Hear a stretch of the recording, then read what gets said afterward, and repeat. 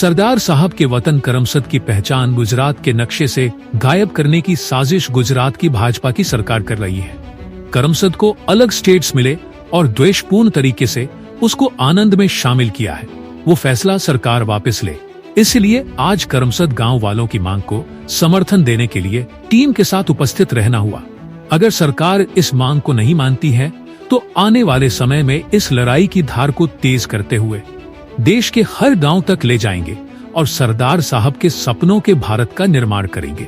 खंड खंड में वહેંચાયેલા આ ભારતને દરેક રાજ્યોને અખંડ ભારત બનાવી અને અખંડ ભારતનું નિર્માણ કર્યું હોય ત્યારે એના ગામ કરમસદને જો અન્યાય થતો હોય તો હું એવું માનું છું કે આ લડાઈ ફક્ત કરમસદના લોકોની નથી, આ લડાઈ એ ગુજરાતના દરેક વ્યક્તિની છે।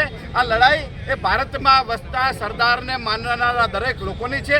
એટલે જો સરકાર એવું માનતી હોય કે વડનગરનો વિકાસ કરવાથી આ દેશનો વિકાસ થશે તો એમાં અમને કોઈ વાંધો નથી। તમે વડનગરનો વિકાસ કરો, તમારા ગામનો વિકાસ કરો, આખા ગુજરાતનો અને ભારતનો વિકાસ કરો, પરંતુ કરમસદને જે રીતે તમે અન્યાય કરી રહ્યા છો, સરદાર સાહેબનું નામ ભૂસવાનો તમને જે રીતે પ્રયત્ન કર્યા છો, તમે સરદાર સ્ટેડિયમનું નામ બદલીને તમારા નામે કરી મૂક્યું તો પણ ગુજરાતના લોકો બોલ્યા નથી।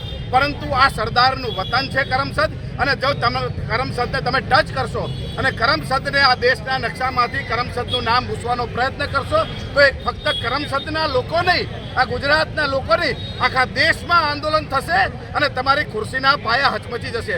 સરદાર પટેલે કહેલું કે જ્યારે આ સત્તાઓ બેફામ થઈ જશે ત્યારે કરમસદની ધરતી ઉપરથી એક આંદોલન એવું નિર્માણ થશે કે આ દેશમાં સરદારની વિચારધારા પ્રમાણે આ દેશનું નવનિર્માણ થવા માટેનું એક આંદોલન કરમસદની ધરતી ઉપરથી થશે।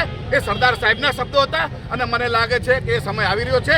એટલે સરકારને ફરીથી વિનંતી કરીએ છીએ કે અમે આંદોલન નથી પરંતુ આ કરમસદના લોકોની, આ ગુજરાતના લોકોની, આ દેશના લોકોની માંગણી છે। આ શાંતિપૂર્ણ આંદોલનની આ માંગણીને આપ સ્વીકારો। अगर नहीं स्वीकारो तो आगामी भविष्य में करमसदना लोको, गुजरातना लोको, आखा देशना लोको सरदारने जे प्रेमी है ए लोकोनी साथे मळी अने आ आंदोलन ने आखा देश में गामडे गामडे सुधी लई जवामां आवशे। जय सरदार, जय सरदार।